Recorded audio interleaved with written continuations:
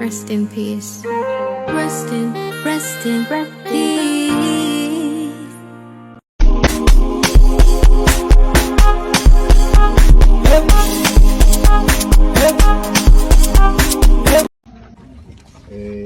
Ikindi nagira ngo mbabwire, dufite urutonde rw'abantu bari bushyireho indabo twanditse, ariko hari abazifite ariko batabashije kwiyandikisha.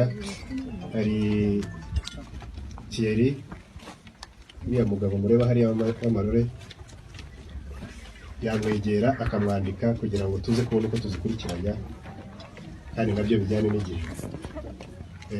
Ndagira ngo rero uyu mwanya